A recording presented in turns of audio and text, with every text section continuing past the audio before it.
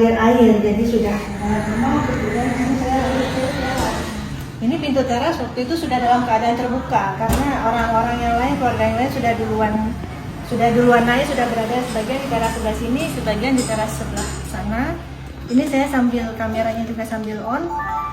Jadi setelah dari sini kemudian dari sana langsung saya rekam, kemudian saya ke arah sini.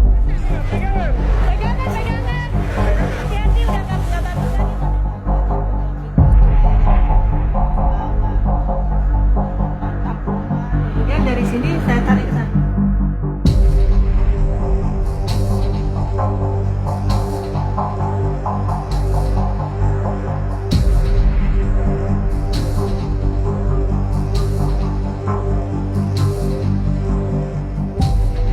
Mau merekam semuanya lah, mumpung masih hidup.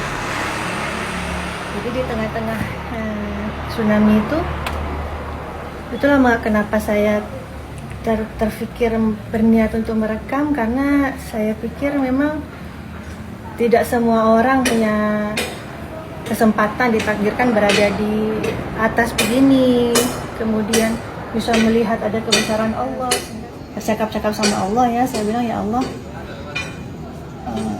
kalau memang saya mati sekarang, saya ikhlas, saya titipkan Abi, Umi, semua keluarga padamu ya Allah. Cuma satu saya, ya Allah, saya minta, tolong izinkan saya merekam kejadian ini.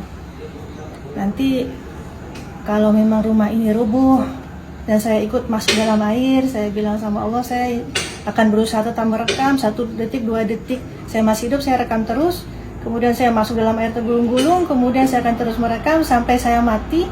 Kemudian saya titip sama Allah, ya Allah, kemudian kaset ini saya titip kepadamu ya Allah. Tolong sampaikan pada dunia, agar dunia tahu betapa maha besarnya Engkau. Jadi terserah mau mati mau apa hari ini, terserah Allah mau ambil apapun, yang penting tolong selamatkan kaset ini, tolong kabarkan berita tentang kebesaranmu ya Allah. Pakai kuda-kuda supaya posisinya yang tenang, gambarnya tidak terlalu bergoyang. Beberapa menit kemudian air itu setelah gelombang pertama menerpa, kemudian surut kembali ke laut ke arah sana. Terlihat semua barang, orang, pepohonan itu terbawa, tertarik sama air.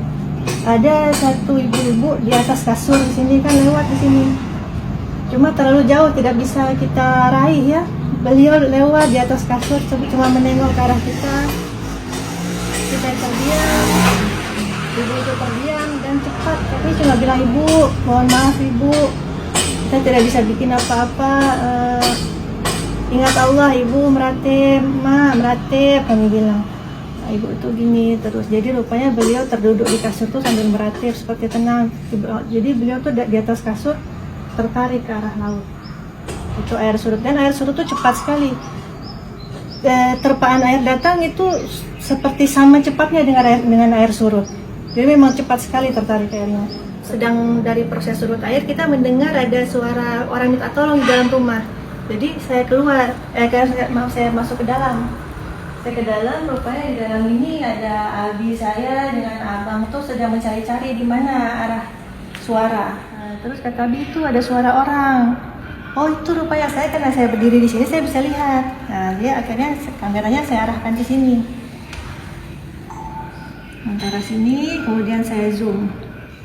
Oke, jadi kita akhirnya berhasil bawa naik. Beliau tertidur di sini. Kalau lihat di video ada bapak-bapak sih tertidur sambil gantungan kunci kereta motornya tuh masih di sini. Jadi beliau katanya dari arah Ulele lari naik motor, kemudian terkena ombak, motornya hilang, beliau hanyut. Rupanya kuncinya masih tersangkut di jempolnya. Jadi ada di sini beliau tidur. Kita kasih rehat di sini. Tidak lama kemudian setelah kita berhasil angkat bapak itu, rupanya datang lagi gelombang kedua. Gelombang kedua saya sempat ambil waktu dari arah sini. Kita dari sini setelah gelombang pertama datang, kita sampai bisa melihat pantai. Sebenarnya rumah ini terletak kira-kira sekitar 1 km dari pantai. Sebenarnya kita di sini tidak bisa melihat ke arah pantai. Seperti lihat sekarang ini kan sudah penuh dengan rumah-rumah. Jadi keadaan aslinya itu juga penuh rumah, kita tidak bisa melihat pantai. Tetapi setelah ombak pertama datang, seluruh rumah-rumah ini habis sehingga kita bisa melihat langsung ke bibir pantai sampai bisa saya zoom. Bahkan kalau diperhatikan saya ke arah sini, kemudian saya zoom ke arah laut. Arah laut ke sana itu sampai kelihatan jalan ke arah Lamanyang, ke arah sana sampai kelihatan, padahal aslinya sebenarnya tidak bisa kelihatan. Nah, di atas atap ini ada beberapa orang yang sedang bergantung itu di genteng yang terbawa air. Ini ada anak duduk di atas ini, di atas teras. Anak itu sebenarnya setelah tsunami mereda, kami panggil karena dia panggil pengen ke rumah kita, karena rumah kita kan mungkin lebih rame ya. Jadi setelah kita selamatkan situ, anak itu cerita dia pergi dengan naik motor dengan bapaknya lari, kemudian bapaknya terkena ombak, anaknya juga terkena ombak, kemudian dibawa sama air ke arah rumah itu. Habis itu dia bergantung ke teras itu terus naik menyelamatkan diri. Kemudian pas datang ombak kedua, akhirnya dia naik lagi ke atas atap lebih tinggi. Jadi kita dari sini bilang, dek sabar dek, dia teriak bapak, terus dia panggil ke kita mau ke sini. Coba kan bagaimana mau ke sini? Karena ini air masih tinggi. Kita bilang tunggu situ sebentar, sabar dek. Sedangkan ini gempa terus. Akhirnya kita bilang sudah, kita turun saja, kita cari ke tempat yang lain yang lebih tinggi. Akhirnya kita keluar dari daerah ini. Jadi keluar dari daerah Lamjame ini, jalan kaki ke arah Simpang Dodi. Itu ke arah Simpang Dodi pun berjam jalannya karena saking banyak sekali puing-puing. Jadi kita berjalan itu di atas puing-puing dan potongan-potongan tubuh manusia. Malah kita lagi jalan, saya tersangkut-sangkut potongan kaki, terjumpa potongan kepala. Kemudian kita di rumah ini kan ada beberapa orang yang tidak sempat naik ke atas, jadi kita kehilangan mereka. Sehingga sambil kita turun, kita ketemu banyak sekali mayat-mayat terhampar. Kita bolak-balik satu persatu mayat ini, apakah ini saudara atau bukan. Jadi kita balik, ini saudara bukan, oh bukan, ini saudara bukan. Tapi kita saking banyaknya mayat tuh jenazah, kita tidak bisa buat apa-apa ya. Kemudian kita berjumpa dengan beberapa orang yang sedang sakaratul maut.